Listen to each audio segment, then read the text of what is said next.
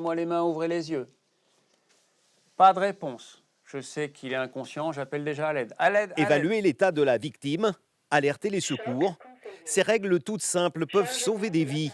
Et c'est pour cette raison que Charlotte est venue avec son mari et ses 2 enfants suivre cette formation de 2 heures consacrée aux gestes de premier secours. En tournant, ça va comprimer le muscle.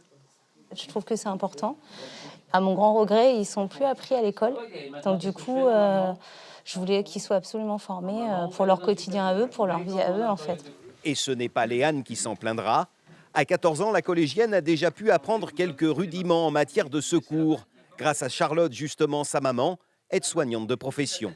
Même si on est déjà un peu formé, on sait déjà faire la position latérale de sécurité, on est quand même venu apprendre d'autres choses avec des pompiers qui font ça au quotidien. Alors, sur le plan pratique, dans cette formation, on apprend à mettre les gens en position latérale de sécurité.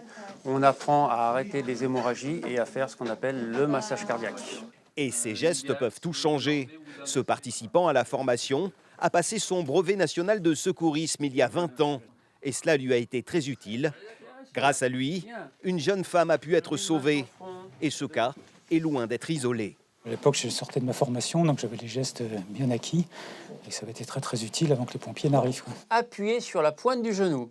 Regardez, j'appuie sur la pointe du genou, tout le corps a pivoté. On constate régulièrement des actions de gestes qui sauvent qui sont réalisées avant l'arrivée des secours. Le citoyen est le premier maillon de la chaîne de secours. Alors à bon entendeur, cette formation est totalement gratuite et accessible à tous dès l'âge de 10 ans. Elle est dispensée notamment par l'Union départementale des sapeurs-pompiers, la Croix-Rouge ou encore la Sécurité civile.